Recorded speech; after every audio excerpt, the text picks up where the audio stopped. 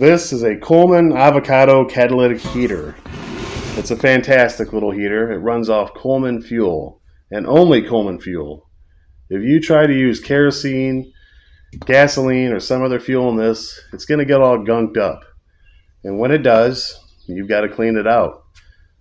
But how? How do you get to the wick so you can clean off all that gunk because you were silly and use something other than Coleman fuel? I'm going to show you how. We'll take a closer look at how this thing comes apart. Stay tuned.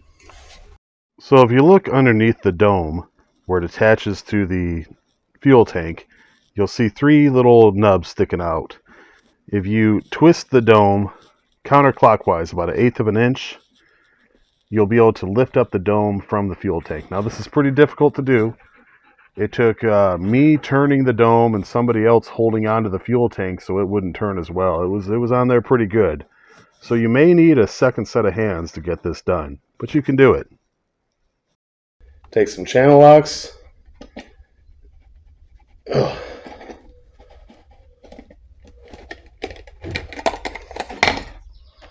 you line up those tabs with these slots, and the wick and its holder will come right out. Now you can see where this wick's a little bit burnt up, a little bit charred at the end, but it's not bad. It's still wet at both ends. It's still wicking fuel as it should. But if it was gunked up to the point where I had to do something, I might have to cut off this gunked up end. If it was real bad, this isn't too bad. So you can see right here, there's like a little string. It's kind of holding the wick together, isn't it? See this end that doesn't have the string? It's all frayed and spread out.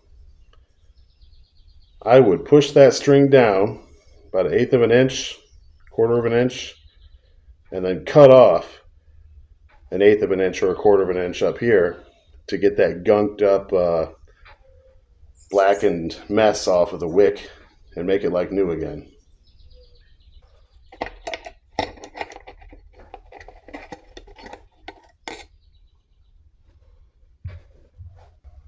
Be careful because inside the dome there are little parts and mechanisms inside there.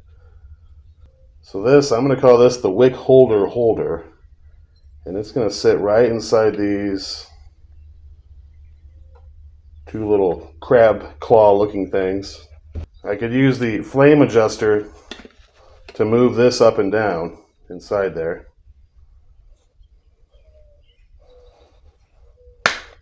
Stick this little piece on my finger, get it down in there,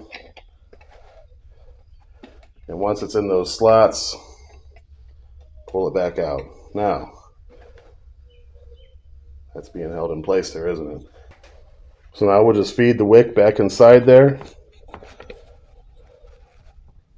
Oop, we gotta go in the wrong way, don't we? Because that's at the top. The frayed end goes into the fuel tank and soaks up the fuel. All right. We'll line up those 3 tabs and just give it a clockwise twist. Might have to get the channel locks back out. So here you can see those 3 knobs, right? Now they're not exactly 1/3 of the way around apart. So there's really only one way to line this up. Your flame control handle should go over by where it says start.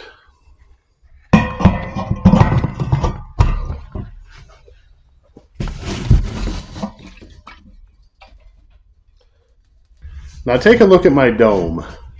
Not this dome, the dome to the catalytic heater. It's dirty, it's gunked up, it's been sitting in a barn for decades and it's just nasty. Now I tried to take a grill scrub brush and brush it clean. I think I actually caused some damage to the dome. Don't do that. Don't use a brush to try to clean your catalytic heater dome. Now I've read somewhere online, I have not tried it yet. I read somewhere online that if you take this outside, don't do this inside, pour a couple ounces of heat or denatured alcohol on the dome, it'll burn itself clean. Now I've never done this yet.